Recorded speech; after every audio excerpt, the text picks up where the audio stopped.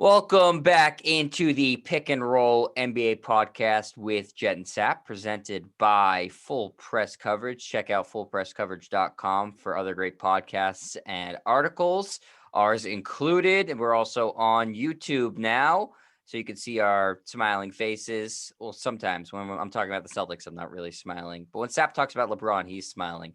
Go to youtube.com/JetStryer. We also tweet out the links, so you can just follow our Twitters at JohnSap25 or at JetStryer.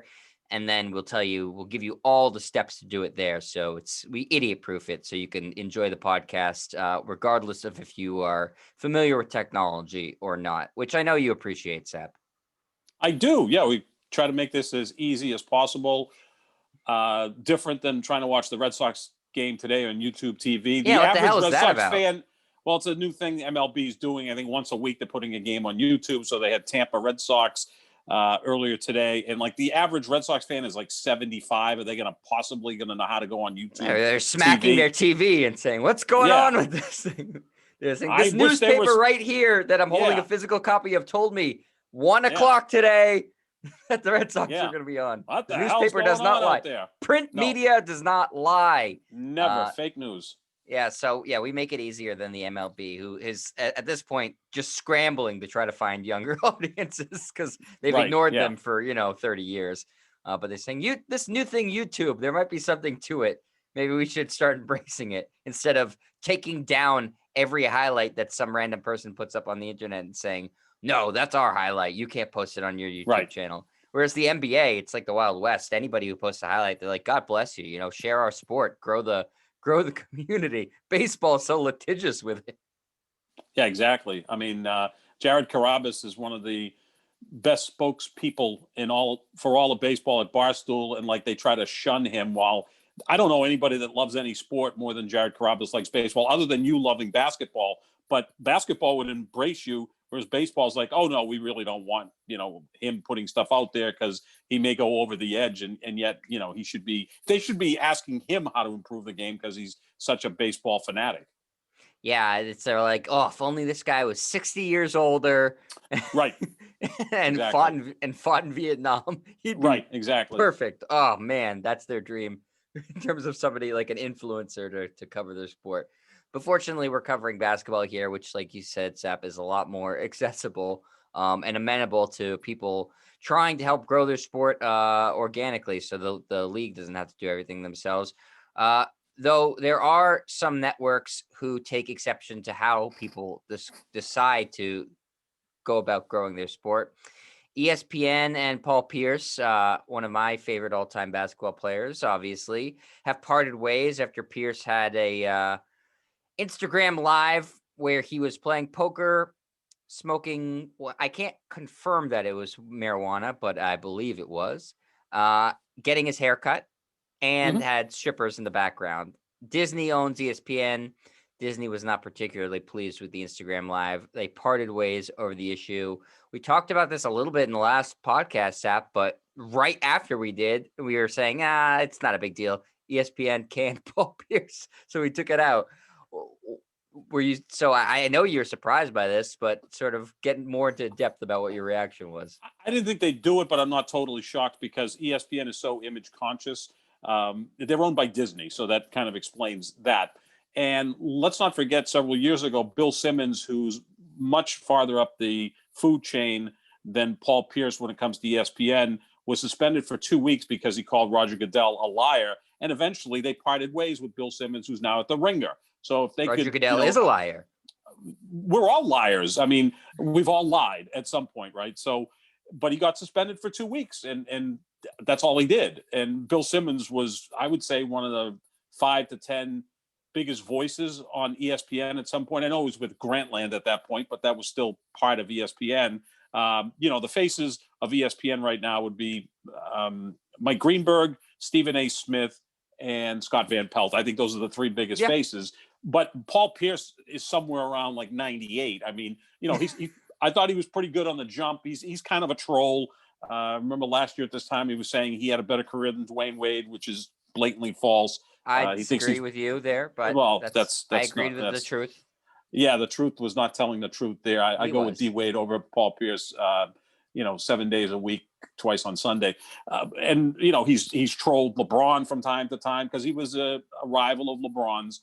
And look, in 2008, he beat LeBron in the second round of the playoffs, and he beat Kobe in the finals. I mean, the Celtics were better than those two teams, though. I mean, because the Cavaliers and Lakers didn't have Kevin Garnett or Ray Allen on their teams. But a wonderful player who's going to be in the Hall of Fame. I know he's a finalist now, and I'm sure he's going to be enshrined whenever it takes place, I think in the fall. But ESPN is so image conscious that I don't think Paul Pierce could have been totally surprised by this. Now, Paul Pierce has got plenty of money. I would assume he's got a net worth of $50 million. I'm just going to throw that number out there. I know he likes to gamble, likes to play cards, but I think he's also pretty smart with his money. So he's got plenty of money. And now there's a report out, and I don't know if I can believe it or not, that a porn site wants to hire him for $250,000 a year. Mm-hmm. Oh, you said that very quickly. Are you a subscriber to Cam Soda? No, I just happen to know all the latest stories regarding anything in the Celtics universe, Sap. That's all there is to it. That's true. I found out about this too. Now, if he does that, then he's done with ever working for even TNT or anyone else, NBA TV. Would NBC Sports Boston bring him back? I don't know. They already have Perk, who I think does a phenomenal job. I thought Pierce was okay on ESPN. I don't think he was anything great. He's not Barkley. He's not Shaq. He's not Kenny Smith. I don't think he's Jalen Rose. I think Jalen Rose is one of the best guys on ESPN as well. But you can't be totally shocked because ESPN is always looking for a way to cut payroll. So this is like a great way to say, we're going to get off of his pay, whatever it may be, because he did this. And they just figured best thing to do was to cut ties with Paul Pierce. So I'm not shocked at all. Should have he lost his job? No. I mean, he didn't seem to be doing anything wrong or illegal. I mean, he's playing cards, which I guess can be looked at as illegal. I mean, years ago they would raid card games for whatever. Yeah, but there's no cash on the table, so you can't actually prove that it was illegal. Right? Yeah, it's just a bunch of guys playing cards. They're having fun. They love cards, Sap. It was just for the fun of the game. Leave him alone. I mean, he's smoking weed. He's vaping. That's legal in California, right? Yeah. He's getting a haircut. Did they nail him because no one was wearing a mask while they were giving him a haircut? Because we've seen NBA players miss time because of COVID protocol because their barbers ended up with COVID and may have given it to the players. The strippers there with their boobs hanging out, that's not necessarily a good look for a company that's owned by Disney. Yeah. And as long as they weren't underage, I'm kind of laissez-faire with that stuff, but not shocked that he lost his job. Yeah, it's not. I don't think it's fair, but then again, the corporate world isn't fair ever. No. So I understand that, like you said, they if they can cut payroll, they will cut payroll, and certainly they don't need Paul Pierce in that position. There's a bunch of guys who could do either 98% of what he is, 99, or even do better. It's not like Paul Pierce is everybody knows who he is, who follows basketball, and I think he did a pretty good job there. But it's not like he was irreplaceable, like you said. Charles Barkley is irreplaceable for what he does on TNT. So yeah, I get it. I mean, as a fan, I think it sucks, but he didn't seem too broken up about it. He went on Instagram Live right after and posted and said, just laugh, smile, great things ahead. Like he's got a lot of money in the bank. I think he'll be fine, and he'll find another job. I know Barstool is sniffing around. Maybe the Celtics bring him back in some sort of organizational capacity. Maybe they manage the card games on the road. Well, I don't know. Maybe they want to groom him as a potential front office guy. Sap, I don't know. Why not? I mean, I don't think he'd be a good coach. He's too good a player to be an effective coach. I mean, you count on one hand great players that were great coaches. I look, when you're a person like Paul Pierce, who's got plenty of money and you've got other interests, and I know that isn't he a spokesman for a vodka company or something along the lines of that? These days? Who isn't these days? Yeah, no, I mean, I don't even drink. I'm a spokesperson for a vodka company. But I laugh when people say Kevin Garnett's going to come back and be general manager of the Celtics. Kevin Garnett is worth $300 to $400 million. He wants to be part owner of an NBA team at some point. I'd sell the Celtics to him. Give it to him. Well, he doesn't have enough money to buy it, but he could get investors, right? He also now is. I'm in for about $100. $100. I mean, go for it. What you need to do is become a Packers shareholder because you actually can do that I think the last public offering was about $250 a share. I don't have one. The next time it's offered, I think I'm going to buy a share so that I can make sure that Aaron my Rodgers guy, won't be on Aaron the Rodgers, team at that point. probably won't be on the team, so I won't be interested in them. He'll be a Patriot by 2022, so maybe they'll have a public offering down in Foxborough. But yeah, and Robert Kraft's not selling. Sorry, Seth. No, unfortunately, he's not. Hate to break it to you, but yeah, I'm in to chip in for KG to buy the Celtics. With Grossbeck's Sure. too close with Danny Ainge and Brad Stevens. We need a change of blood in there. Kevin Garnett would fire people, no problem. Everybody it'd be like the Yankees in the 70s and 80s. Sap. Yeah, with George Steinbrenner, it'd be the same thing. No one's job is safe. That's not a good way to run an organization getting angry. either. Yeah, not a good way to run an organization either. I mean, somewhere in the middle where, the coaches, the players are never going to fear anything. They've got guaranteed contracts. Jason Tatum at this point can give the middle You finger. don't want it to be the Supreme Court, but you also don't want it to be, right. Donald Trump's cabinet. Right, exactly. Where So, you have sometimes somewhere in between.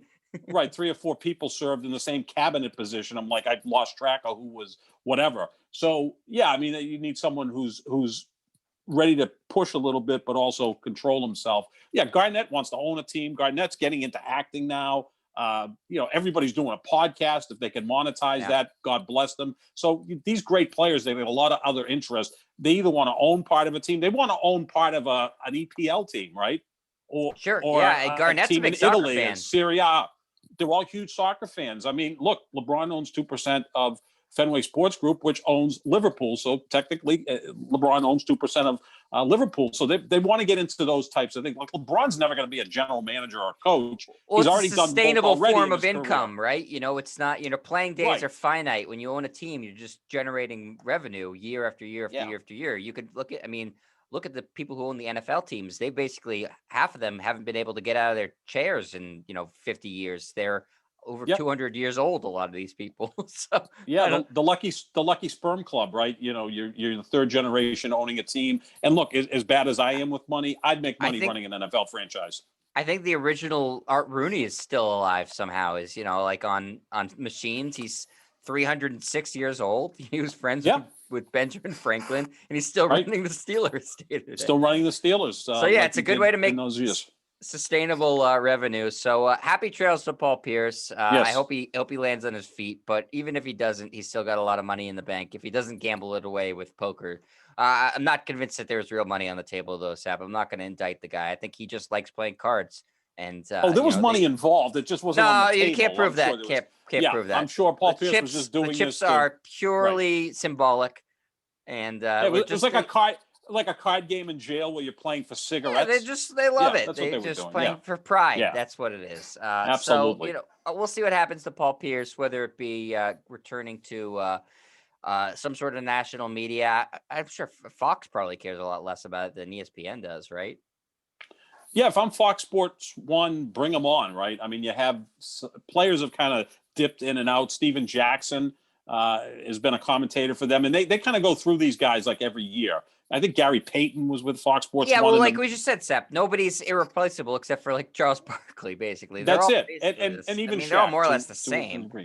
Yeah, pretty Shaq. much. I'm of the mind that Shaq hasn't added that much to that show. Nobody's Shaq. I mean, he just sits there. And I think Jalen Rose is really good. I think Jalen Rose is the best guy on ESPN covering the NBA as a former player. Yeah, that's fair. I think he does a really good job. So we'll see what happens with Paul Pierce. Celtics also, I don't know if you saw this, Sap, just an aside, announced an official team podcast today with Mark DeVico, Abby Chin, and Sean Grandy are hosting it. I'm sure that will be very critical of the team. Very critical. Yeah, I can't wait to listen to that. Look, Grandy's a phenomenal play-by-play guy, and he did a game on TV earlier this week. He was sensational did a great job there. He's great. He's a great play-by-play guy. Yeah, there's not going to be much criticism of the Celtics on that podcast, so I will not be tuning in. Yeah, state-run media podcast. That's always really good. Always fun. To get a good, fair, and balanced view of what's going on. Yeah. Well, the Celtics lost by 30 tonight, but let's look at the positives from that game. No one got injured. Right. The Celtics have their own issues. Let's take a look at a couple of teams that we think are destined to make the NBA Finals, Sep, and we've been talking about this for months now. The Lakers and the Nets. So you posed this question to me off the air. If not the Lakers and the Nets, then who? Who could possibly play in the finals if we get a surprise? I think it's a fait accompli. barring injury, because there's always a chance of that happening. But if nobody's hurt, I think it's inevitable. But we'll play the game, Sap. So who do you have? If it's not the Lakers and the Nets, then who? In the East, without question, it's Philadelphia. And after watching them against the Celtics on Tuesday night, and again, that was a small sample, and the Celtics suck right now. They're not even in Philadelphia's class, but Philadelphia was damn impressive in that game. They have two great players in Joel Embiid and Ben Simmons. Mm, I saw Ben Simmons is a great player. I'm sorry. I mm. think the more I watch Ben Simmons, I see Scottie Pippen. So that's good enough for me. Like Pippen, great defender, outstanding rebounder, excellent passer, great going to the basket. Pippen was a better outside shooter. I'll give you that. But Embiid certainly is a great player. I look at all of that. No, I agree with that. It's Ben Yeah, Simmons. Embiid really should be the MVP of the league if he hadn't missed 14 games or whatever. He'd be the leading contender for MVP. But I think Philadelphia looks really, really good. You've got championship DNA in Doc Rivers, although he's blown more 3-1 and 3-2 leads than any coach in NBA history in the postseason. So there's that to overcome. But they also made really good moves. And you had a great tweet after the game, which it seems like everybody's stealing from you. I do think that. Yeah, I think they have. I saw Mike Felger Starting to get like say Nixon. I'm very on his show. paranoid. Get paranoid. But Mike Felger said this, and I think they saw this on a national show talking about it. Look, the Celtics, maybe they can make some tweaks. Look at what the 76ers did. And they brought in Daryl Morey as the general manager. They brought in Doc Rivers as coach, and they went out and signed veteran free agents, not big splash free agents, and Danny Green and Seth Curry. And voila. And Doc Rivers got to Joel Embiid. Embiid's an MVP candidate. And now you've got a team that I think they can win the East. Now, their path to that would be if they can be the number one seed and Brooklyn was to play Milwaukee in the second round, and that's a 6 or 7 game series. Not that Milwaukee would upset Brooklyn. Then I think Philadelphia, because they play real defense, right? I mean, I think Simmons could check Durant. Look, Durant's going to score no matter what, but I think he can check him. And Embiid is a difficult matchup for anybody. So I think Philadelphia. I'd rather put East, Simmons on Harden maybe than Durant. Just like say you could either go for it, Durant. Either one, yeah. I mean, and Simmons is such a great defensive player. He locked up. Yeah, I'm not Luka arguing. Doncic I don't argue that ago. at all. He's one of the best defensive players in the league. He might be the best on-ball defensive player in the league at 6'10" with that wingspan and strength and everything else. So I would say Philadelphia in the East. In the West, the Clippers, that's not really a surprise. And my biggest fear out West is that the Clippers and Lakers meet in the first round. But, hey, if you got to beat them at some point, beat them in the first round. And Rondo still scares the hell out of me. He hasn't done much in his first few games with the Clippers. But once you get to the postseason, you get postseason Rondo, which is a dangerous player. And Phoenix, look, I keep saying I don't take them seriously. But since an 8-8 start, they're 27-6, Jet. They have the best record in basketball the last 2 months. And they're doing it with Chris Paul having an MVP caliber season, although his numbers don't look like an MVP candidate. DeAndre Ayton seems to get better every week. And Devin Booker is a stud. And again, what I think of Monty Williams. I think he's one of the best coaches in the league because he can connect with players. He was a really good player in the NBA. And he just has a presence about him, a calming influence. And I think he's a fantastic coach. So those would be the two teams out West. I agree. If Brooklyn and the Lakers are healthy and, Kyrie doesn't implode things in Brooklyn, it should be Brooklyn and the Lakers in the finals. But now you've got Harden dealing with a hamstring issue. They're saying he's going to be out for 10 days. It normally goes longer than that. Again, it's not a young team with Harden and Durant, and it's a team that's played a lot, in terms of those two players. So that could be an issue. But I'd say Philadelphia in the East, I think they're a real contender. The Clippers, because Rondo, I think, can make everything work together out West for the Clippers. I like Philadelphia a lot, and I saw obviously them dismantle the Celtics the other night. I'm going to go with Milwaukee, though, Sap.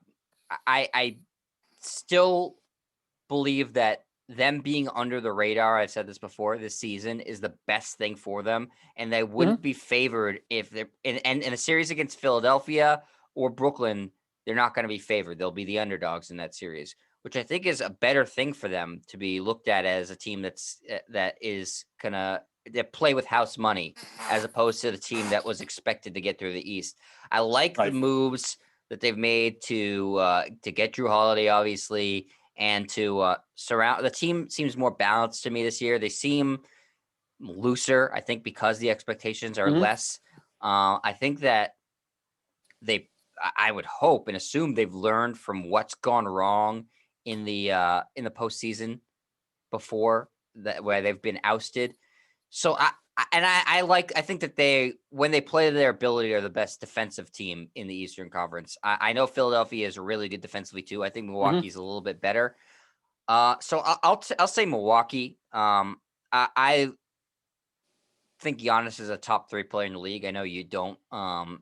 And you could certainly make a case Embiid is a better player than him right now, but I, I don't know. There's something about them being under the radar and the past few years not coming up short. I could see them doing it. I really love Drew Holiday. Um, so again, I definitely think it's going to be Brooklyn, but if I had to pick, I like Milwaukee slightly better than Philadelphia. It might come down to because I just don't think as highly of Ben Simmons as you do. Mhm. I think that, listen, you're not going to take away. Nobody's been able to take away Embiid. Uh, No. People were crapping on Robert Williams because he had a bad game against Embiid last night. Embiid took it to Rudy Gobert, who's the front runner for Mhm. Defensive Player of the Year. I mean, he lit him up for 40. So no one's stopping him. It doesn't matter who you throw at him. Uh, so let's take that away. I don't think that Ben Simmons can step up in the playoffs and score enough points because it's going to get tougher and they're going to make him shoot. I don't know if that he's going to be willing to do it. And so if he's not willing to step up and score more, because again, in a postseason series against a really good team, he's going to need to do it for them to advance. I have a lot more confidence in a Drew Holiday or Chris Middleton stepping up to the plate once Giannis is taken away than Ben Simmons. And that's what it comes down to. That I think the most for me is that I think that Ben Simmons might be a better player than those guys, but in terms of what you need in the playoffs, I have more confidence in those guys. It's a viable point. Absolutely. Simmons hasn't really proven himself in the postseason. I'm Again, just he not had a that one Simmons point game. guy. That I guess I can speak. He had a 1 point game against the Celtics a few years ago in the playoffs, and I think everybody remembers that, where it was like a complete zero that game. But I have high hopes for him. I think he's evolving as a player. But yeah, he plays with less emotion than Jason Tatum, if that's possible. I mean, Yeah. Jason Tatum and Ben Simmons, play with like no emotion, which can be frustrating at times. You can pull that off if you're like Kevin Durant and no one questions you. When you're an ascending player, you got to show a little bit more than that. But at least Simmons is in a really good spot in Philadelphia because he's not the alpha dog Joel Embiid is.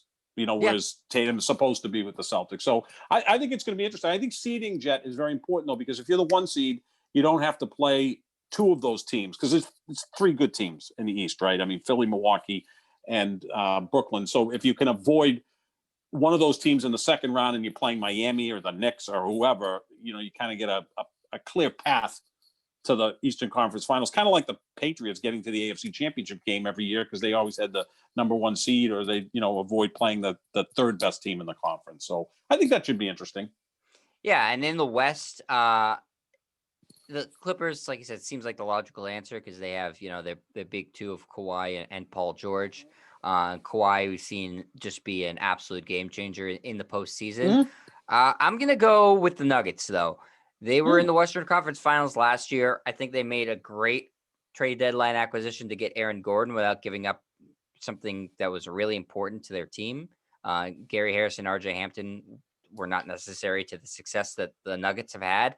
I think it's a really interesting athletic,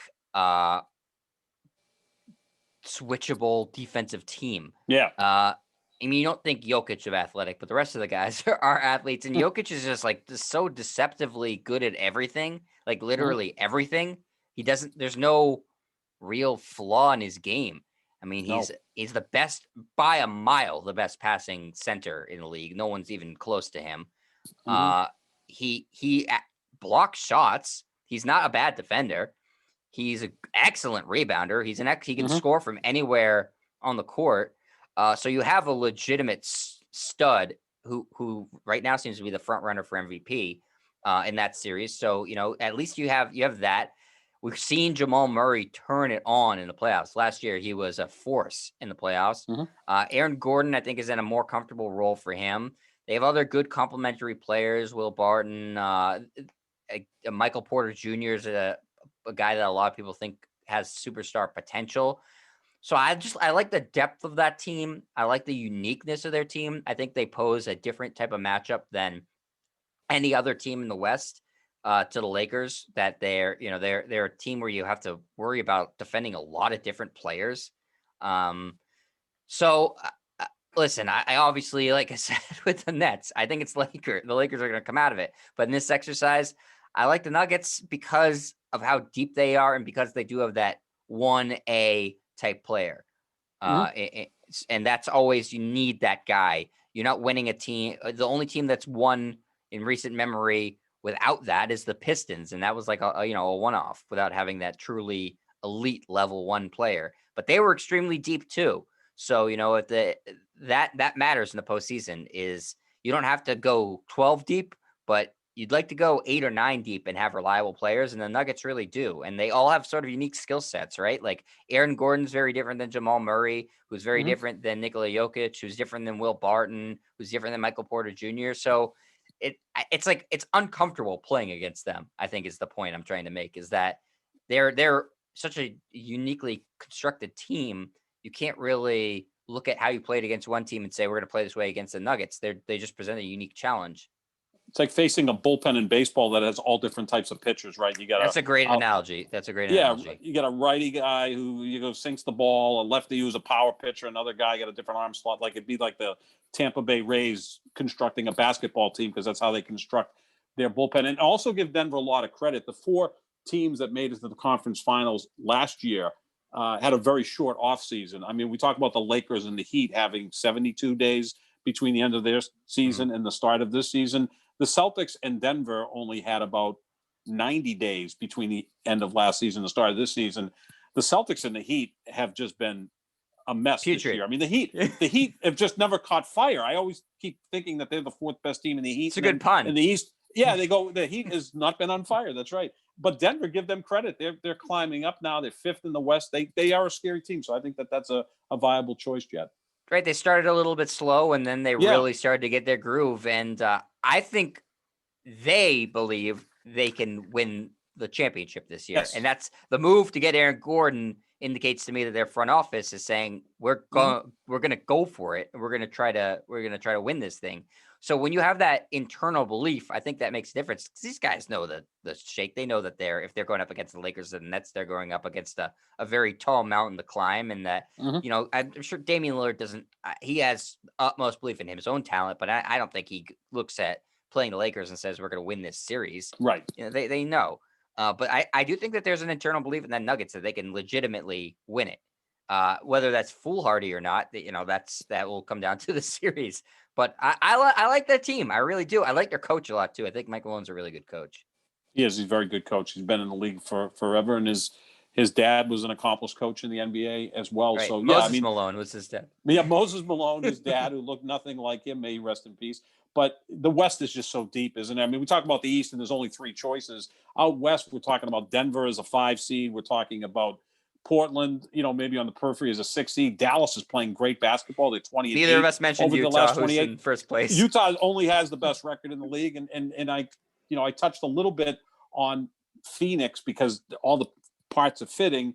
Yeah, and seeding is going to be important out west. You want to avoid being 7 through 10, but also, if you're if you say you're Utah and somehow the Lakers are the 8 seed after that play-in, Utah goes, that's great. We had the best record in basketball, and our first series against LeBron and Anthony Davis coming off a month and a half's rest.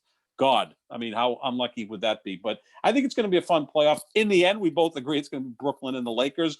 It usually is the most predictable of postseasons, but I think that there are some teams out there that can maybe crash the party. Yeah, there are, and like you're saying, the West is a lot more volatile, I think, than the East, because there does seem Yep. like a clear 3-team hierarchy. Well, I'd say a 1-team hierarchy, and then next two, and Yep. then a whole bunch of kind of crap after that. Yeah, the Heat Yep. it's interesting because I think after the trade deadline too, and they got Oladipo. We're like, oh, watch out! But they won't click for whatever reason. No. It's not snapping in. Maybe in the playoffs they turn it to another level, but when does that ever really happen? Other than teams with LeBron. Yeah, where you can be the 7 seed and scare the hell out of everybody. I mean, Miami could be the 4 seed. They could also be playing in the 7 through 10. All those teams, that's the wide swath that none of them have separated themselves. No, you have 4 through 10 in the East is separated now by I think 2.5 to 3 games. So this is going to continue on for the rest of the regular season. Yeah. So something that was less predictable, Sap, was what happened in the national championship game. And so before we finish up, I know this is an NBA podcast, but these guys are all headed to the NBA in just a matter of months. So Baylor, I guess, shocked. Well, they were 1 seed. So can you really would you call it shocking that they beat the undefeated at that point Gonzaga Bulldogs? No, I at the time I thought Gonzaga would win because they had their scare in the national semifinal against UCLA, and they pulled through in overtime with the Jalen Suggs, 37-footer at the buzzer to win that game. Heave, yeah. I mean, it wasn't, a Steph Curry type 3 where it swishes and he walks off. It went off the backboard, but you know what? It still counts. So I thought that they would exhale from that and say, okay, we got that out of our system. Because they'd only had one game in which they won by fewer than 10 points before that. So I thought it was out of their system. And they looked exhausted in the game. Baylor looked impressive. And Baylor in their national semifinal was so impressive against Houston. I mean, they just blew them off the court. And when you really think to it, the one team in the regular season that gave Gonzaga a tough game was West Virginia. They beat West Virginia by 5 points. Baylor's a better version of West Virginia. West Virginia, Coach Bob Huggins, his teams always look like they're football teams, like their guards are big, brawny. They're a physical team. Well, Baylor certainly was that. So Baylor, a better version of West Virginia. Now in hindsight, I'm like, we should have seen that Baylor really had a good opportunity to beat Gonzaga. Jet, that game was over in the first 5 minutes. I mean, it felt like the Super Bowl, right? Patrick Mahomes running for his life. Well, Gonzaga could never get a free shot against Baylor. I mean, Baylor's defense was outstanding, and then Baylor starts to hit 3-pointers. I saw someone on Twitter point out that on one end of the court, Baylor's guards feel like the bad boy Pistons. They're physical, they're tough, they're in your face. And at the other end of the court, they feel like the Splash Brothers. How the hell are you going to beat that? So I think of all the players that were on the court the other night, Jalen Suggs is going to be the best pro, without question. But those Baylor guards were impressive. I know you must absolutely love Davion Mitchell. I mean, there's a guy that is right up your alley, right? Physical player, gritty, smart, tough. I think he's going to be a really good pro. I think in terms of his career in the NBA, I'm not saying he's going to be an all-star, but I think he'll be a perfect third guard because he can do so many things well. Just picture him, as your first guard off the bench. You can give you 28 minutes, partly at point, partly at shooting guard. I think he's going to be a really, really good pro. But Suggs, I think, was impressive. He's still got to work on a few aspects of his game. His shooting will improve. But to win by 16, that's shocking, right? I thought it'd be a closer game. But the more you think about it, Baylor's good. And Baylor wasn't challenged in the tournament, Sap. Looking at their wins, they dominated Hartford in the first round. They won that game by over 40 points. Oh, no, sorry. No, I'm looking at it wrong. They won that game by over 20 points. Yep. Wisconsin, they took care of by 13. Villanova, who, has had a lot of success in the tournament recently, they took care of them by 11. Arkansas, they beat by 9. Houston, they absolutely throttled in the Final Four by 19 points. And then, it was never a game against Gonzaga. They ended up winning by 16, and it didn't seem that close. It was never a game. Gonzaga made no run at it. Never. They cut it to 10 at the half. And then before and I stupidly tweeted, "Oh, I think Gonzaga's going to win this game." And Baylor is like, "Yeah, this run meant absolutely nothing. They just came out and started pounding away again at Gonzaga." To Baylor's credit, they scouted Gonzaga well and said, "We could just out physical this team and take away their heart."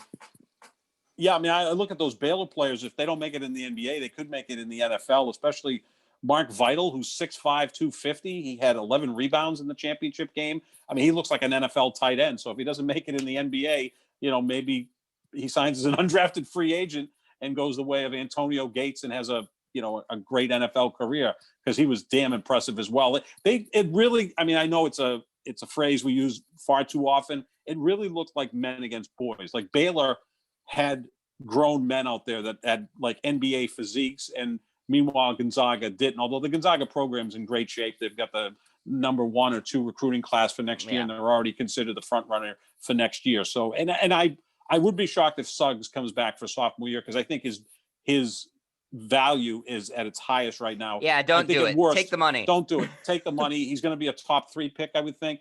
Go in, start playing.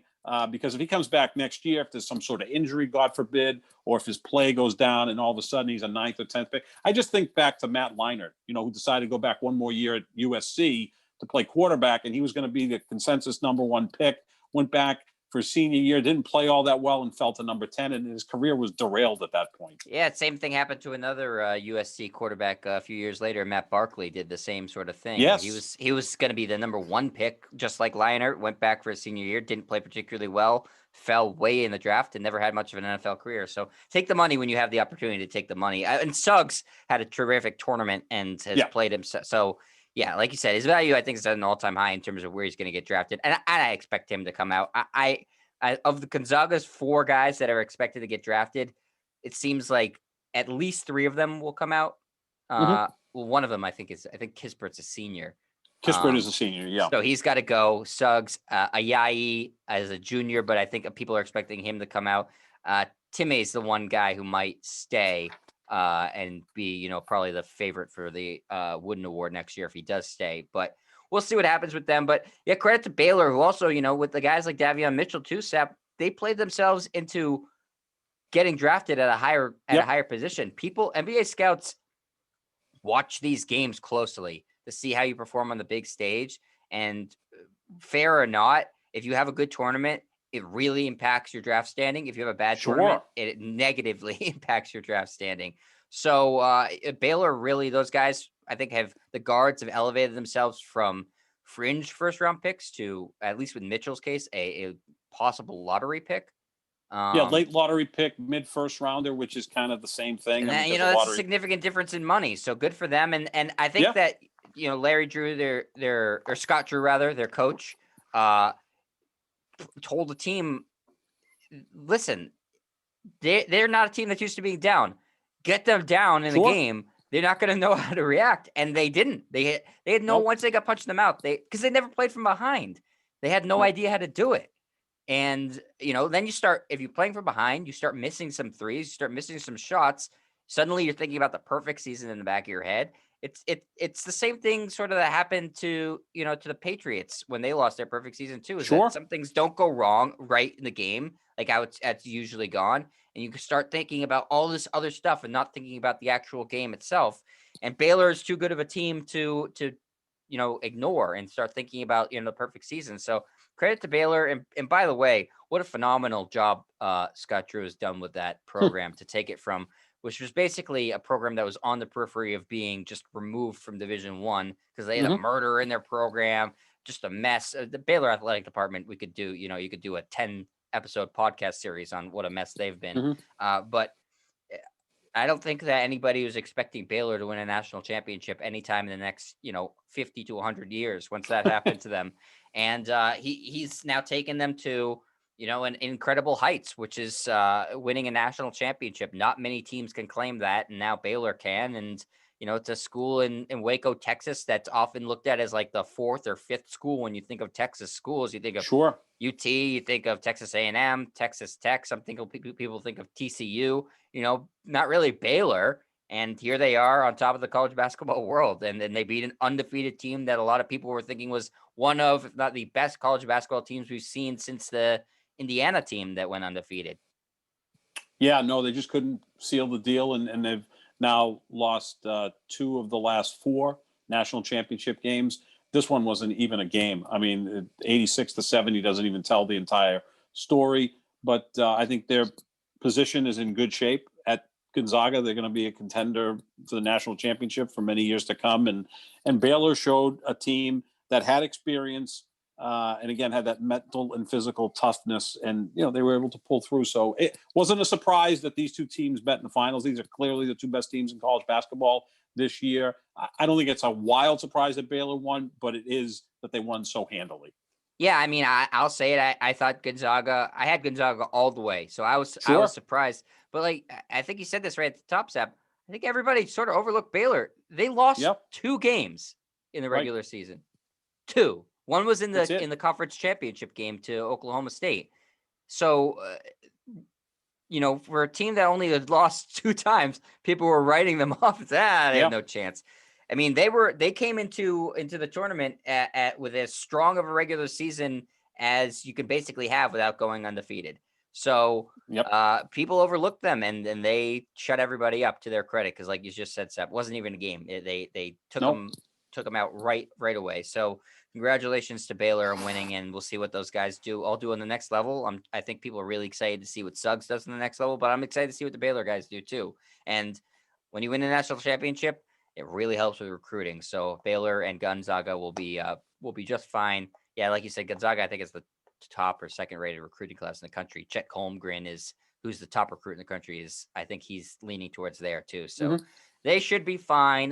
Though they're still looking to get that championship over that hump, Sap, that they've been knocking at the door since the John Stockton days. Yeah, a lot of great coaches in college basketball have won exactly one championship, right? Whether you look at Bill Self at Kansas, Jim Boeheim at Syracuse, John Calipari, both at UMass, Memphis, and Kentucky. These are all great coaches in the Basketball Hall of Fame. They all have won championships. So Mike Krzyzewski, kind of like Belichick, has set the standard so high because he's won 5, and Roy Williams recently retired, has won 3 at North Carolina. To win one is difficult, and I think Mark Few will get that one championship at some point. He's in his late 50s, seems to be enthusiastic about the job, and it's a pretty cool place, Spokane, Washington, from what I understand. So I think that they'll get it done at some point. He tries to schedule as many tough out of conference games because the WCC is not a really strong conference. It just, again, what makes college basketball so much fun in March Madness, it's one and done. If they played a best of 7, I think Baylor would probably still beat them, but it might be 4 games to 2, and you'd have that back and forth. But Baylor deserved to win, and as you said, congratulations to the Bears. Yeah. All right. So that's going to do it for this edition of the Pick and Roll NBA podcast with Jet and Sap. I know we ended on a college edition, but like I said, those guys are going to be in the NBA soon enough. So it's basically the same thing. We are presented by Full Press Coverage. Check out their website, fullpresscoverage.com, to find this podcast and other great podcasts and articles, including some from John Sapichetti, which we're going to talk about in our next podcast. So make sure you stay tuned for that one. We will be tweeting out the links for all the podcasts at John Sapp 25 at Jet Stryer, and check us out on YouTube, youtube.com/Jet Stryer. All right. See you, everybody.